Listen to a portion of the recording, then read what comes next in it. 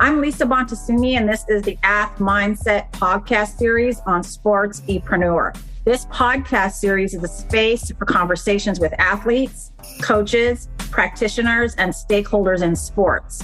And it's where those individuals share their perspectives, experiences, and thoughts on mental health in sports. Eric Kasimov of SportsEpreneur is generously hosting the AthMindset Podcast Series on his platform, as he deeply believes that these conversations are essential and deserve to be prioritized. This is the AthMindset Podcast Series on SportsEpreneur.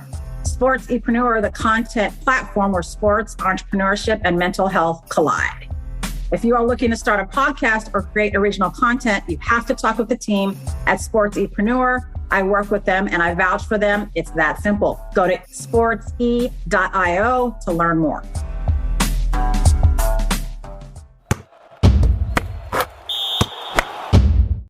Welcome, everybody. Today, we are talking to Mike Moore.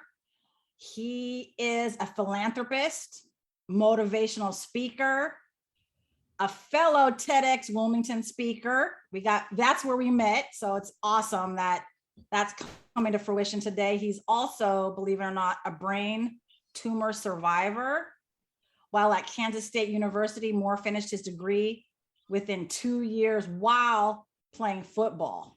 He is a former NFL player for the LA Chargers, a huge mental health advocate, suicide awareness advocate, and the founder and CEO of We Live In, geared to help former professional athletes, school systems, and the community by using the power of influence to provide a voice for the voiceless. So I'm excited to have Mike here. Mike, how's it going? It's going fantastic. Thank you for having me. Thank you for having me. I appreciate it. I'm excited to dig into this conversation. So you are many things. You are many things. How'd you get started in football? Well, I got started in football when I was 5 years old. And really even before that, growing up, my dad played football. He was still in his chasing the dream phase of his life. So he played football all his life. And of course, when I came, he was in his latter stages of his career. He was playing semi-pro ball, still trying to get that shot to the NFL. And so I remember growing up, going to his games, going into the locker room and just watching him play and perform. And that's when I came of age, 5 years old, he said, okay, it's time for you to start that journey. So we got into flag football with the St. Philip Saints and played a year there. Then we went straight into contact and it was off from there. That's so funny that coming of age is 5 years old. I know, right? They just say, here, throw you in there. We're ready. You can walk. Might as well go ahead and play. Might as well. What was you grew up in Dallas, Texas. What was that environment like? The neighborhood you grew up in and your school? Oh, well, Dallas, Texas, I'm a little biased because to me, Dallas is the best city in the world. Texas football, if you know anything about football in general, when you speak about football in Texas, you already know it's hard-nosed, pound for pound, and only the strongest survive, and that's the mentality that they teach us. Dallas is a great city to grow up in, a great family city. A lot of the things that I see now was sheltered from me. I wouldn't even say sheltered. We just didn't know that it was dysfunctional. Hearing gunshots and seeing different things that we were exposed to, we knew, hey, that's what they did. We need to stay clear. And we was able to see the dangers that are out there in the world. But the difference of what we had back then and what society is missing now is we had the neighborhood that looked out for us. You had the lady down the street that would whoop your tail if you get in trouble. You had your teachers that would get in your tail if you get in trouble. We didn't have the sensitivity that we have now in today's society because they understood it takes a village to raise us. And so being able to have that village around us, I would definitely have to say, is what helped me be successful and stay on the right, correct path. I appreciate it. No, I think that's really important to note. And it is different now. We don't look out for each other in the same way in the neighborhoods. There's so much more, what do they call it? Like our TV or our device is like the babysitter. It's like, that's what's going on right now. So thank you for that perspective. Looking back in this moment, how would you describe your football career? And that includes collegiate and professional. How would you describe it? I'll describe my career as phenomenal. I love it. I really would now, being in the state, you said today, being in the state that I'm in today, Yes, I would look at it as a phenomenal blessing. I was able to reach a lot of heights that a lot of individuals wasn't able to reach. And to be able to come back from having brain surgery, me and my wife talk about it all the time. Hey, we played football after having brain surgery. What was we thinking? Right. But outside of that, I look at it as a tremendous blessing and understanding that everybody's not built for it. Everybody doesn't have the tenacity. And I thank God for the favor that he had over my life. It was truly nothing but the favor of him guiding us and keeping us and protecting us and surrounding the right people that kept us on track. Because we had plenty of opportunities. I had plenty of, I don't want to say homeboys because I want to sound professional. But You can say homeboys, that's fine. I had plenty of partners and people that I grew up with that was extremely talented, but they didn't make it as far as I did. And one of the things that carried me, and I look at my career and say it was phenomenal, is because now I don't look at it in the mindset of competing with the next person. I look at it in the mindset, hey, this is my journey, this is my road that I went on. Because in my whole career, coming out of Texas, being a top 100 player out of high school and having a gray shirt and imposed to going into school and play right away, which I was told that I was going to do, that was a blocking, and it could have set me back.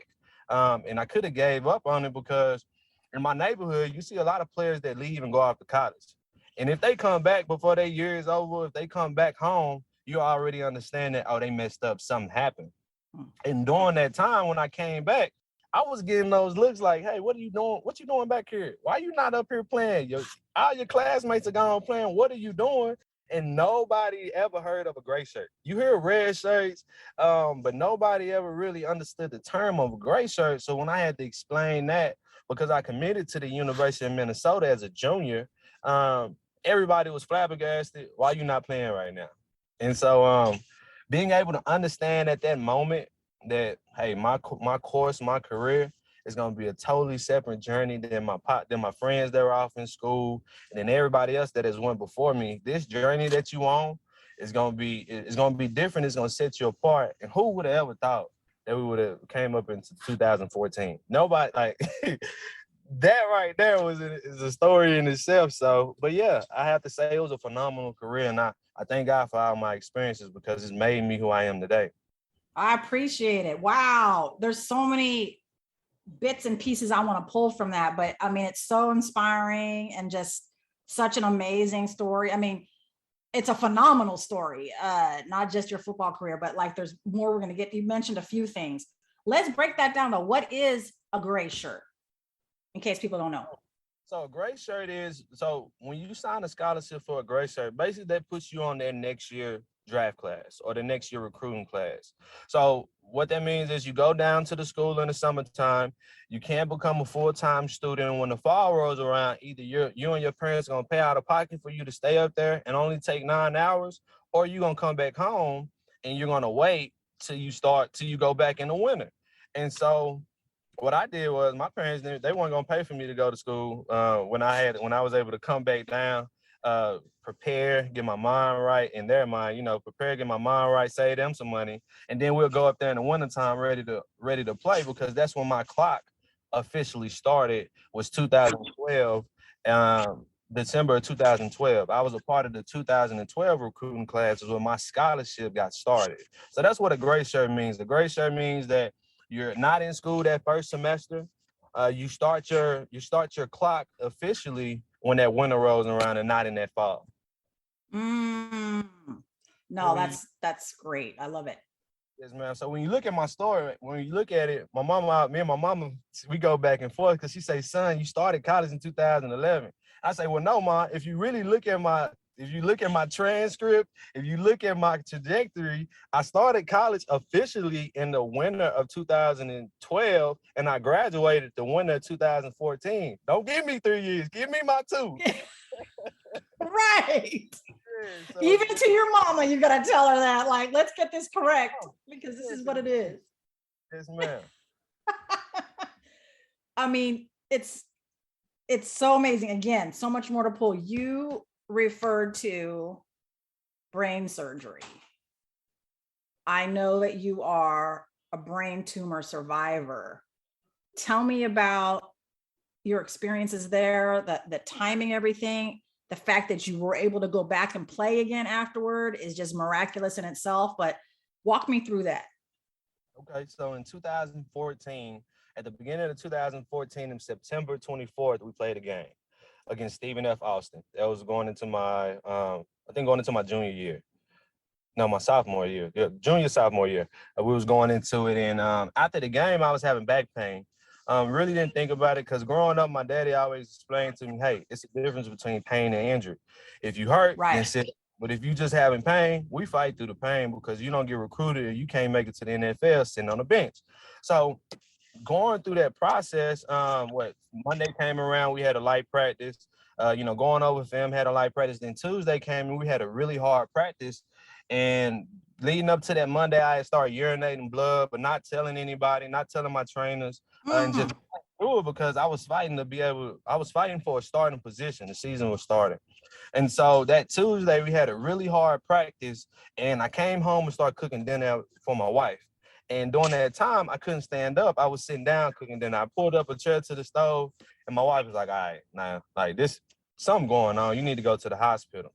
In my mind, I was like, no, I'm not going to the hospital, babe. I'll just wait in the morning, go see my trainers. Like, we fine, we good, let's eat. And my wife, being my wife, she said, well, you ain't going to listen to me. I'm going to call your mom and dad.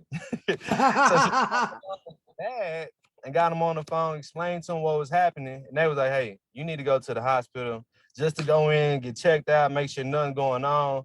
You urinated blood 2 days ago and you didn't tell nobody. Like, just go in, get checked out. And if nothing wrong, you're going to go home. And so when I got there, pulled up, got to the hospital, my trainer, Simeon, Siler, met me there, got admitted, and my creatinine level was at a 3.5. And when your creatinine level gets to a level 5, that's when your kidneys start shutting down and you start having problems. And so the doctors let me know, hey, if you didn't come in, you would have had some serious medical problems and probably wouldn't have made it.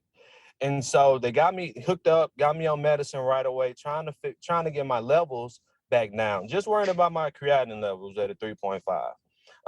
They told my school, hey, he got kidney stones. We're trying to figure out why his levels off.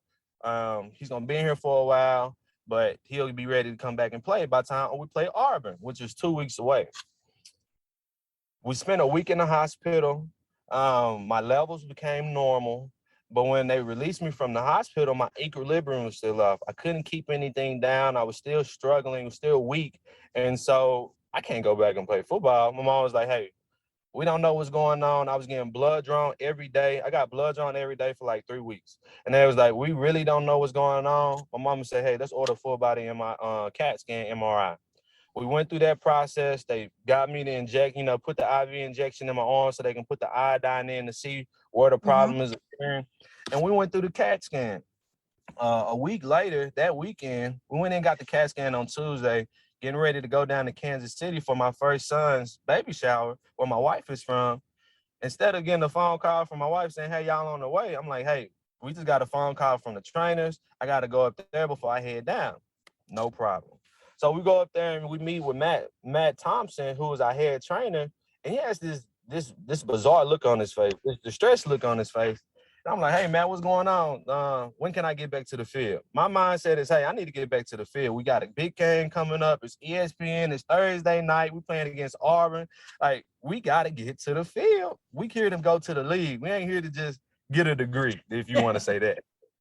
And so he was like, hey, you got a pituitary tumor, start going through this. And I'm like, all right, when can I get back to the field? And he was like, no, I don't think you understand. Like, you have a brain tumor. There's no more playing football in your future. We have to start figuring out things outside of football. And I'm like, what? Right. A brain?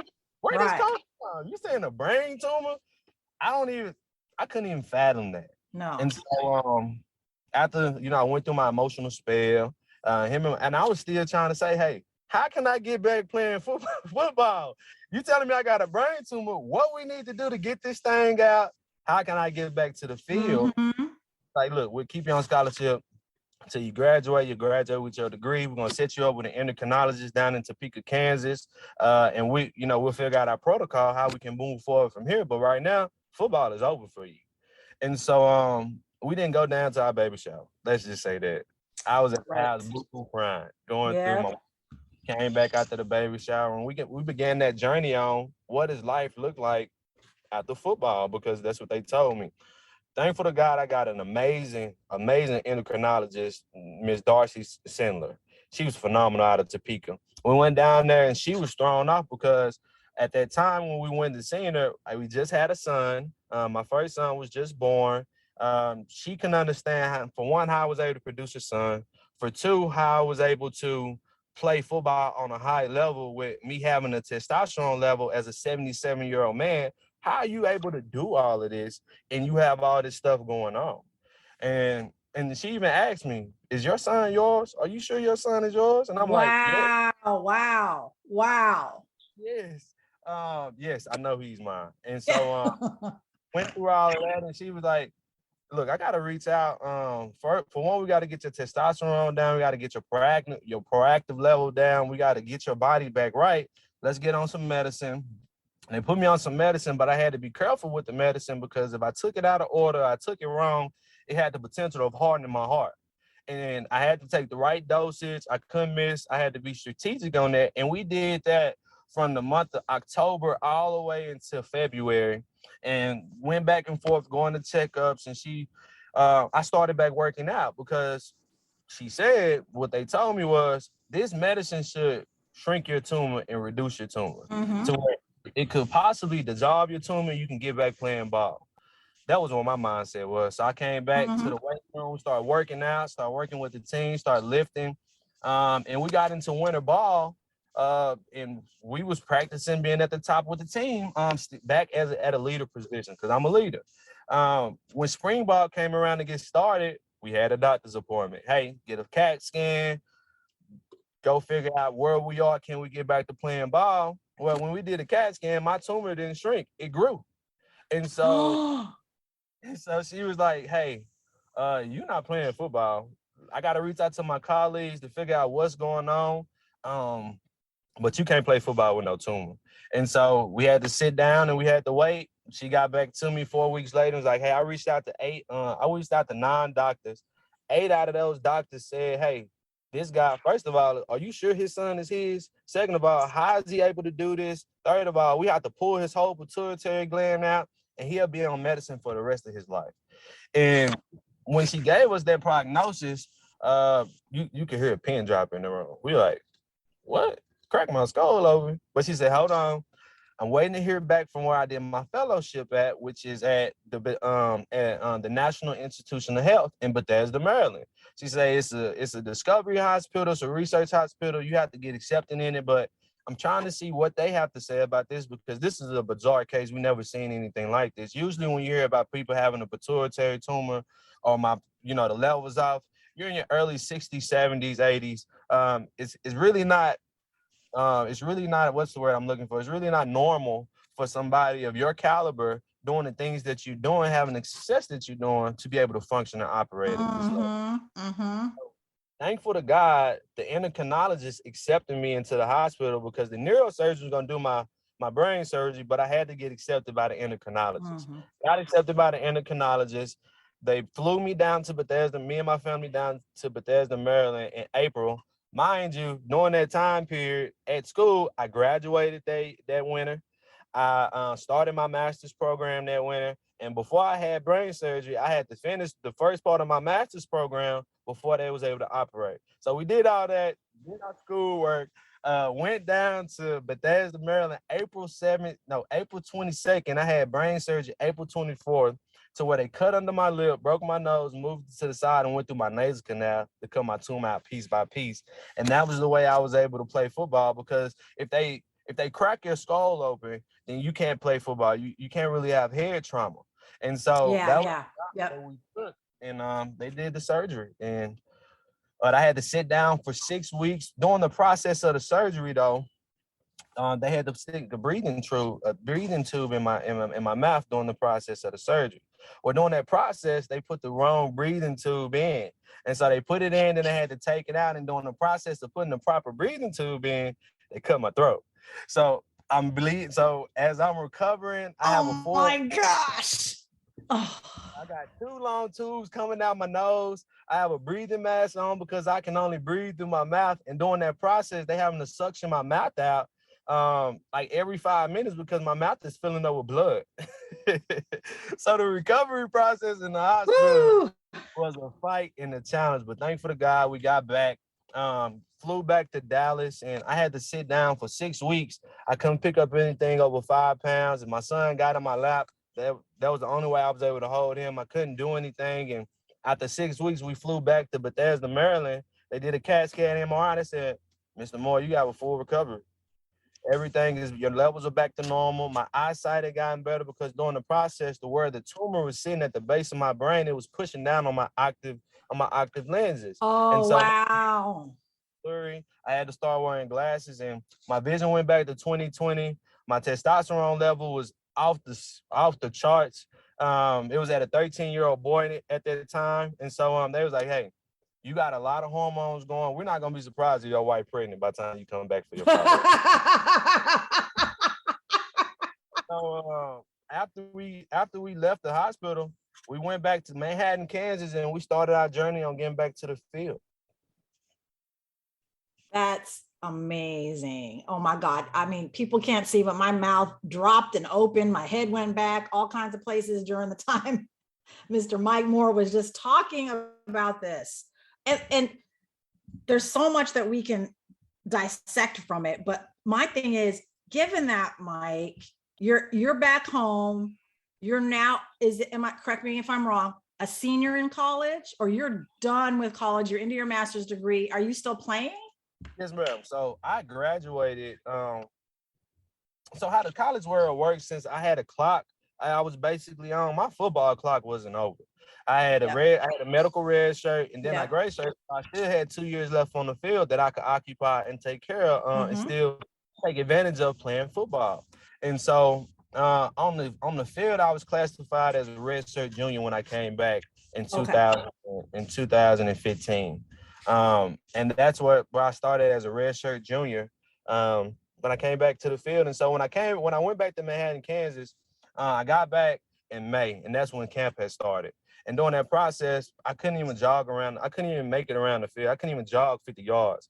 I had to walk 50 yards. Then I had to sit down, and they was like, "Hey, this is a slow process. We're going to take it day by day." And my trainer, Mindy Hoffman, I thank God for her, because she said, "Mike, I know you've been through a lot of stuff, but for you to have the recovery that you need, that you want to have, and for your body to heal itself, you have to stay positive." She's like, even if you don't feel it, you have to fake it, because all these players around you, they looking up for you to lead. You're a leader on this team. But for you to have the success and the recovery that you want to be able to have, you got to be positive during this whole process. And that's what we honed in on, and that's what we focused on, positivity. If we're positive, even the days that I was hurting, I didn't want to get out of bed, it was a long journey. I didn't think I was having progress in certain things. We faked it till we made it, and being able to fake that positivity. And then when you get around your brothers and your coaches and they see you upbeat and they positive, that made it so much easier, and helped me through that process of staying the course and making sure that, hey, this is not about me. My life and my influence that I have on this team is going to be able to take us to a whole nother level this summer. And the work that we put in that summer and the work that they put in that summer, seeing me working at the same time, they helped us a lot that year. Wow. So in some ways, I mean, you've mentioned it as some of the pieces I've pulled out too, and what you've said so far. You've talked about getting your mind right, your emotions, being positive. I know that mindset's a really important part of who you are and what you like to develop in other human beings. Tell me how you got there. I mean, it makes sense through this physical journey. Our mental health is going to be also involved in the formula to kind of get better, to get back to where you were. You are a mental health and suicide prevention advocate. How does that all flow in together? The mind, the brain. I mean, you had a brain tumor. I mean, all of this. How does that all connect for you? I really have to say, it really didn't connect to me until I got into the NFL. Okay. During my journey, after I came back to the field in 2015, my father passed away in September.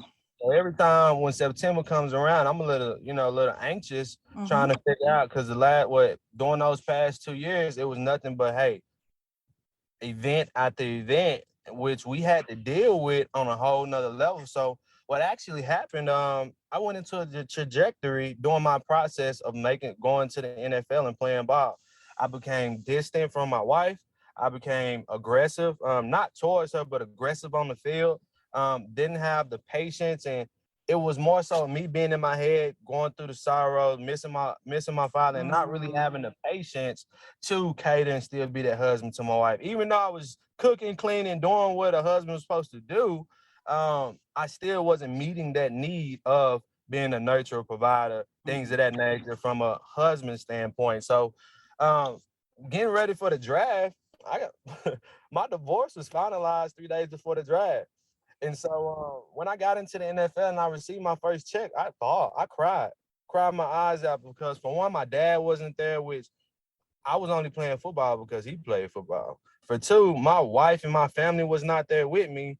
And so I really was started to play football to die. After my father passed away, I wanted to die on the field, because on the field is when I felt he was closest to me. And not being here and me looking like him and reminding, having that hatred built up in my heart, I was like, okay, well, God must not care about me, because he took me through brain surgery. I don't know why I had to go through brain surgery. Then he take my father away from me. Like, what's really up? And then I had to go through, then I went through a divorce at the most critical time of my career, getting prepared for the draft. It's like, man, he really can't rock with me. Like, right now. So when I was with the Chargers, I got injured and I got on IR. And during that process, I met with my sports psychologist, Dr. Herb Martin, for a whole year, 4 days out of that year. When I wasn't meeting with him, he was traveling and gone with another team. I met with him and he really helped me talk through and work through the pain, the trauma, because when I got hurt, that's when everything flushed back to me. My father not being there, my divorce, having brain surgery, everything that I had to go through to get there, it just crashed on me. And I was trying to work through that because I miss my wife. I miss my kids. I love me.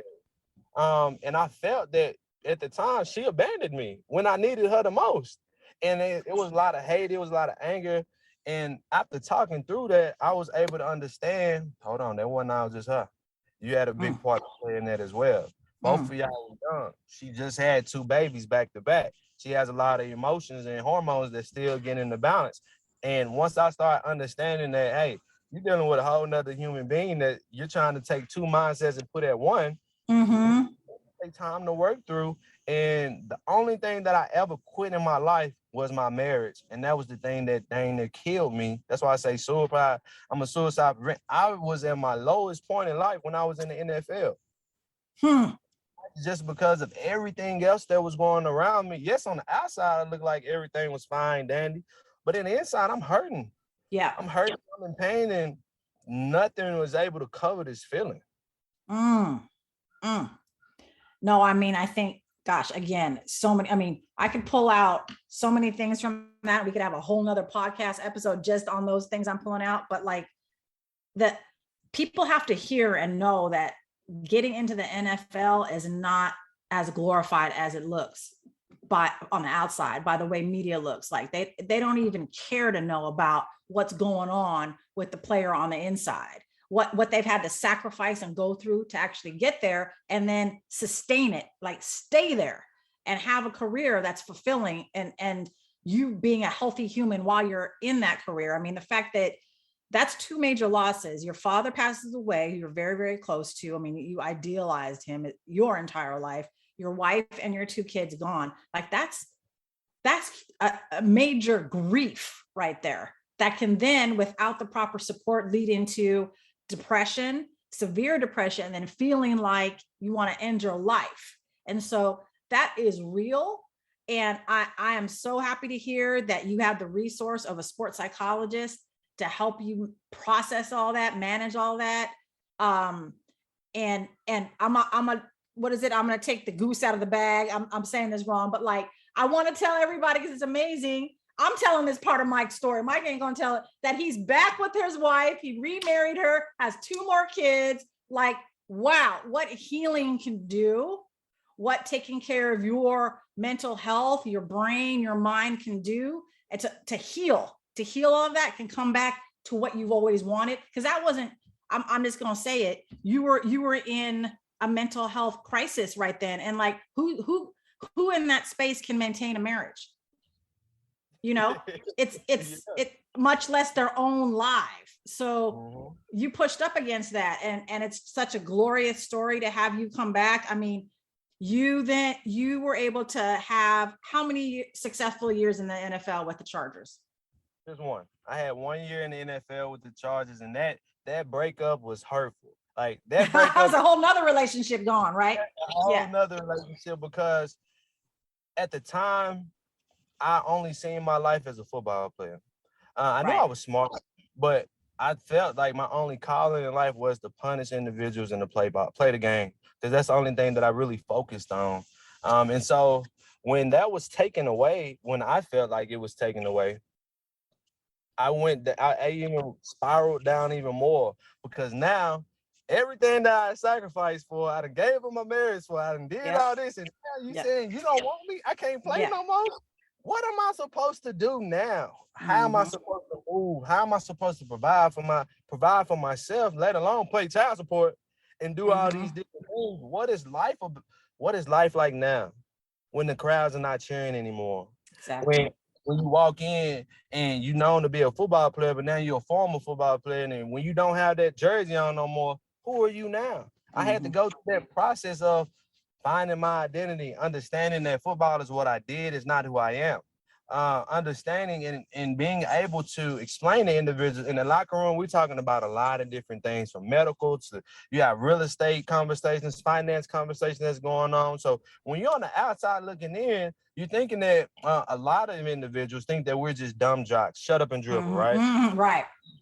To the mental aspect of an athlete, we have to figure out and pivot on the spot. We have to set so many things in play before the play even starts, and then think on a dime and transition during action. So a lot of the principles and keys that we learned on the field, it's hard if you don't have the proper guidance and the right mindset to take those skills that you learn and transition them into the work world. And it's something that, when you're playing football, you're on a set schedule. You know when you got to wake up. You know when you got to work out. You know when you have to do everything.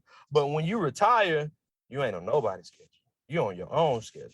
And idle mind and idle time is a devil's workshop, they always say. And you really come to understand that when you retire. And that's such an important point, because it's the loss of that athletic identity when it wasn't your choice. It can impact your whole self-esteem, your whole self-concept, just who you are as a person when that's gone and there's no preparation for it. It's like losing half of you or whatever. I don't even know that's possible, but like, who are you is the question, right? And like the structure, everything you just talked about, when you train, when you eat, when you go to sleep, that structure is provided for you and told of you. This is the expectation. Here's the schedule. Read it. Just do it, right? And now that's gone, and your outlet is gone. How you express yourself is gone, and now you have to do it all on your own. It's immense. It's immense. I mean, I think it helps me to see why you would dedicate yourself back to the NFL, back to former players, because you know what it's like. You are the vice president for the NFLPA's Dallas-Fort Worth chapter. Tell me about the work that you do there and what your role is as the vice president. So basically what we're entitled to is to be able to expose the benefits that the PA provides to the players, from your HRA accounts to the new player bargaining agreement that just went in place, to the different job avenues that may be out there, bringing individuals into our meetings that can be able to help the players that live in our city. That's basically what we do. But when I retired from the NFL, one of my mentors became Byron Williams. I met him before I went into the league, but Byron became a close mentor to me when I retired, because I seen the work that he did, and I wanted to take over his shoes once he retired. And so he just took me on his wing and started building me up. And I was able to go to different Pro Bowls and different Super Bowls, just meeting so many players, not just football players, but basketball players and WNBA players and volleyball, all these former professional athletes. And I asked them the same thing. How was that transition? What are you doing now to make money? How are you providing for your family now? And it's a couple. I don't want to lie. It's a ton of them that are struggling. Yeah. Don't know how to, that still don't know how to pick up those pieces and move forward. They're still trying to find that identity outside of football and that are just stuck. And when you look at it, and to go back to your point, when you give something up, when you're a player and you retire on your own will, you're giving something up and you're giving away. You have made a conscious mindset in your mind, hey, I'm done with this. I'm moving on. That's when you let anything go. But when something is taken away from you, when you wasn't ready for that to be taken away, that's a trauma, and that's a part of hurt and pain that some players don't overcome. And so I dedicated my life to helping those players overcome that, because I saw a way out. Even though when I went into corporate America, you look at my resume and you see I graduated in 2014, and from 2014 on up to 2018, what have you been doing, Mr. Moore? Well, 2019, when I started going into corporate America, what have you been doing? Well, I played football. I had brain surgery in college. I graduated in 2014. I graduated in 2 years. I played football in the NFL. The conversation doesn't go forward. It doesn't go any further of what skills, what assets do you have to be able to come and help my company? It always goes to, man, how was it in the NFL? Wow, you had brain surgery. How was it coming after that? And nobody wanted to know, how are you gonna provide for your family? How are you gonna feed for your family? Because when you look at it on paper, to them, I don't have the quality skill set that somebody fresh just came out of college, or somebody that's been in the corporate America world that's transitioning over.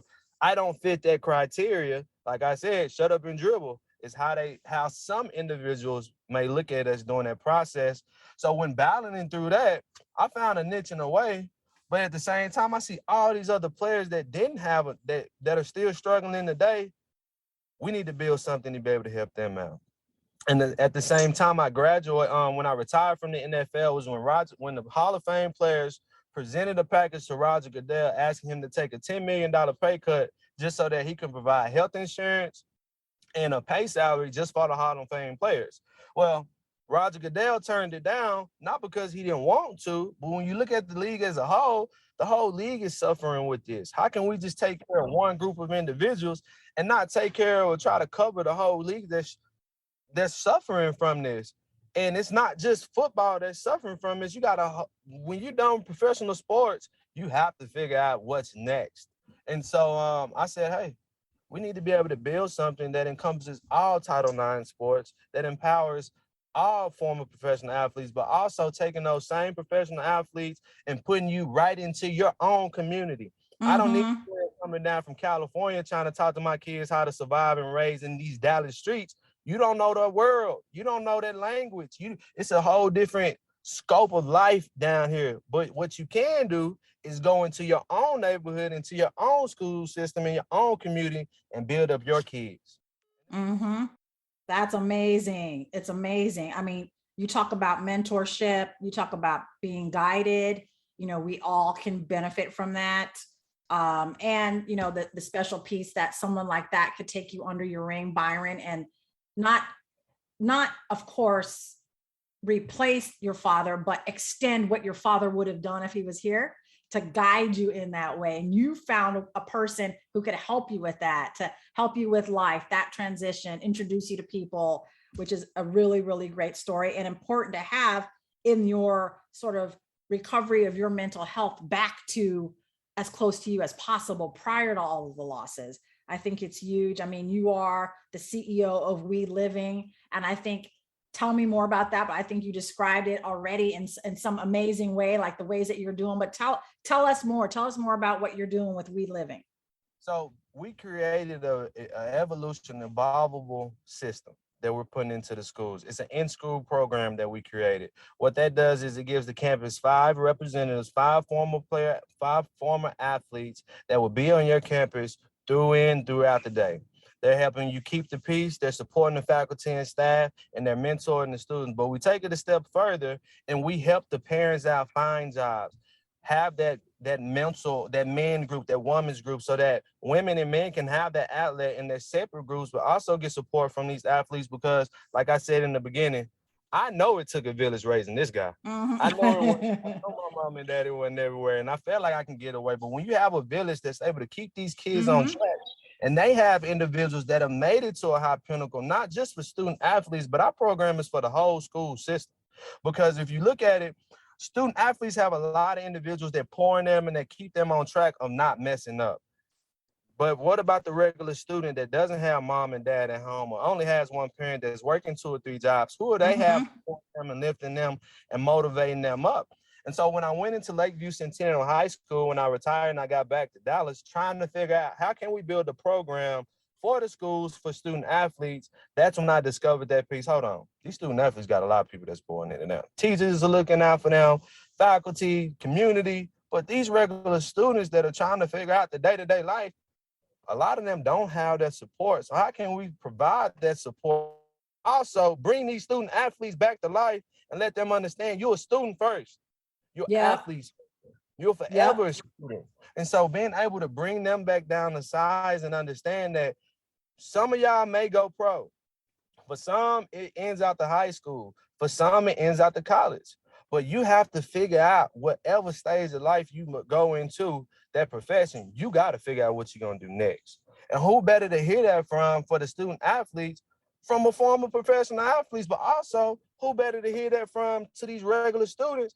Hey, you have to, if you're able to figure out what you want to do to provide for your family now, just think about where you'll go and how far you can go once you graduate and get out of it. Let's start the work now. And so bringing in different curriculums that can help teach financial literacy, teach personal development, have job placements in trade schools that we have going through our program so that you can get in the trade if you don't want to go to college. College is Mm-hmm. not for everybody, and we Mm-hmm. understand that. But we do need carpenters, we do need plumbers, we do need woodwork, we do need mechanics. You can go into this route and still have a successful life. And when I looked at the school system, I looked at it as, okay, you're only teaching towards a test, but you're not teaching the skills and the tools that we need, that these kids need to be able to be successful out the life. And then a lot of the times when you look at the parent-student ratio, I can work with a kid all day at Lakeview Centennial or at Skyline High School. But when they leave out of my care and they go back home, they go home into a natural reset. That natural reset, they facing the same stuff that Mm-hmm. just broke down when they get back home. So how do we eliminate that natural reset? Well, we work with the parents and we work with the students. Because if we're able to pour into the parents at the same time as the student, now you're building that family unit back That's together. right. Now That's you're right. growing together and you're able to take care, look after and be able to help those fathers that are trying to do everything that they can, but it's just not fitting. You just may need a little help, a little guidance. Now you're able to help that mama that's working 2 or 3 jobs, that need help with a baby boy, or need help with that baby girl. Now you got a village that can help pour into them and be able to Mm-hmm. teach and show your parents are human beings too. They have emotions. They feel angry. They feel mad. They feel sad. They feel all this at the same time trying to provide for you. Let's show a little grace. Let's work through this and get to the root of it so that we can all be successful. And who better else to use to get your attention than a former professional athlete? And that's why I say we use the power of influence to provide a voice for the voiceless. Let me capture your attention. And once I get your attention, I can feed you all the information that will better help your life. But if I never use the individuals that can grab your attention and that has touched some form or shape of success, then we just, I don't want to say it, but we pissing in the wind. Uh-huh. Uh-huh. That's amazing. I mean, and you are with We Live In, it's obvious. It's your passion. You're living your purpose. You're throwing your heart into this, your soul, your spirit. It's faith driven. It's obvious. And so, I know what you're doing is helping so many people and the generations to come. I mean, you're impacting these young students. You're impacting their grandkids by changing the way that you impact their family tree and the resources that you're giving and the influence. Like you said, it's really amazing to hear. It's so amazing. Tell me now, as we kind of think to wind up, when we talk about mindset, mental health, a positive approach to even the most, horrific trauma and tragedy, how do you describe your mindset right now? Like, how would you describe it? How would you talk to somebody about it? If you had a classroom of students who are like, Mr. Moore, tell us about your mindset. How does it work for you today? And like, how do you describe it? How do you express it?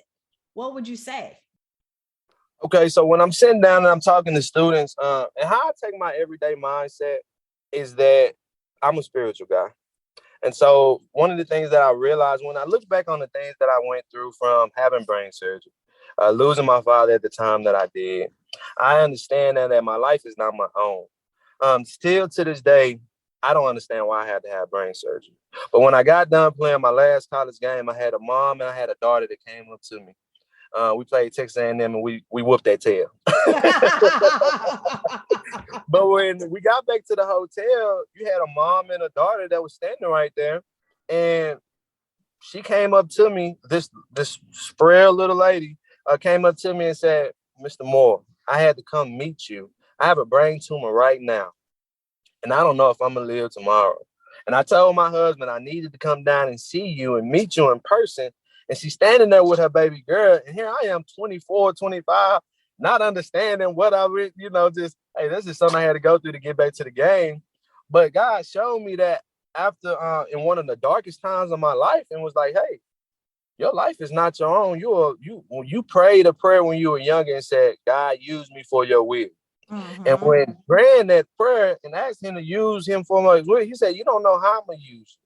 But you had to go through that and make it out of that so that you can be a testimony and a motivation for others that may be going through something similar, or that may be down and out, that's not even touching or scraping the surface that you're touching, it, that you had to go through, but you go through it to help bring other individuals out.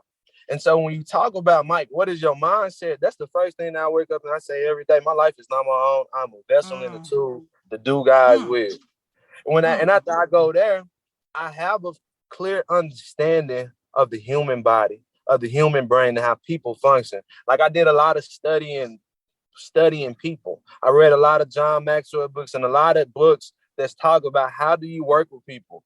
How do you get the most out of people? How do you work the best out of people? And being able to understand the way that the brain processes and how we break things down, and how certain individuals think on this scale and think on this scale, and understanding that traumas is truly what shaped a lot of individuals and why they are today. I'm able to look at an individual and work with people from a standpoint of not being judgmental and finding out the root of why you're acting and responding the way that you're responding. It may be good, it may be bad, it may be in between. That's for somebody else to judge.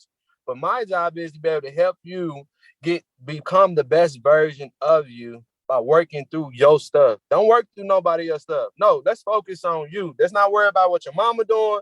Let's not worry about what this person is saying, what your dad is. No, let's focus on who you are and what you want to do and where you want to go. And when you focus on building yourself, everything else will build around you, because I always tell individuals, you're building something right now, not for you. It's for your kids. Or it's to be able to help your mom and your daddy make their load easier. You said something. I built my whole life and I live my life off of a Jewish principle, which is merit.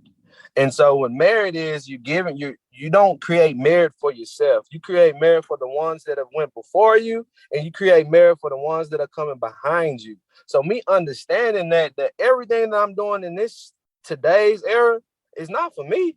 It's for my kids that's coming up behind me, and every other player, every other generation that's coming behind me that will face this one day. But it's also for the older players and the former players that are older than me, that have paved the way for this game. They just haven't had that resource to help them break through that psychological barrier of being hurt, being taken away, being abused, being used, because they didn't understand that this is a business. Yeah. They don't teach us that. And so when you understand, with my understanding of knowing that, hey, we live in a world of systems within systems. And when you understand how the system works, don't be a victim of the system. You learn that system so you can maneuver your way through it. I'm not sitting here crying about stuff that happened in the past. I look at it, I identify it, I take the emotions out of it, and I make a clear, conscious choice, because we all have a choice, to move forward and to make a change. Not to just sit here and talk about it. Let's stop talking. Let's put action behind it and make a difference and make a change. And your greatest resources and your greatest investment will ever be in people.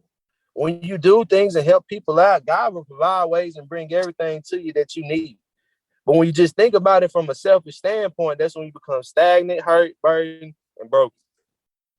And I done been there. I don't want to be like that no more. No, you've been there and come this full circle. I mean, I think that it's a beautiful testimony of your deep faith, your belief in God, and the marriage of that alongside the psychological perspective that you learned from your sports psychologist, like putting it together. But like, whoa, what a foundation that is, and a place to like build everything from. I couldn't agree with you more that relationships are everything. You know, if we can't help someone or bring someone along or any of that, we're really, I don't think, living our full potential. So I'm grateful to know you. I'm grateful to have heard your story firsthand.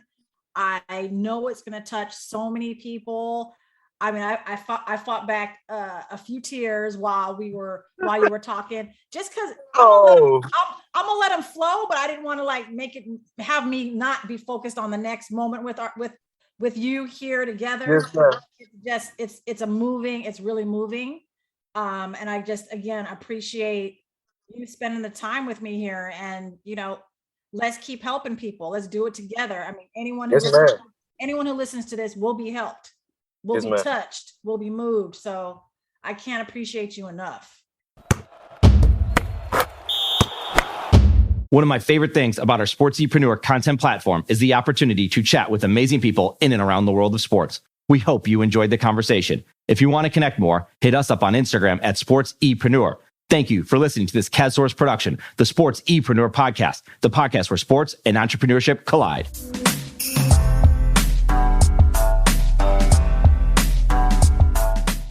SportsEpreneur is a content platform, a collaborative team, and a marketing brand that is all about showcasing leaders and difference makers in and around the world of sports. While we create our own content, we also create content with you. This includes collaborative content and exclusive content for your brand. Think podcasts, blogs, social media, and overall content strategy. Our sports content marketing team is specifically niche for those in the sports industry. That includes sports businesses, athletes, managers, coaches, trainers, entrepreneurs, and business leaders in the sports market. The bottom line is we want to help with your sports-related brand, your content marketing, and your story. Connect with us on Instagram at SportsEpreneur or find us online at sportsepreneur.com. SportsEpreneur, the content platform where sports and entrepreneurship collide.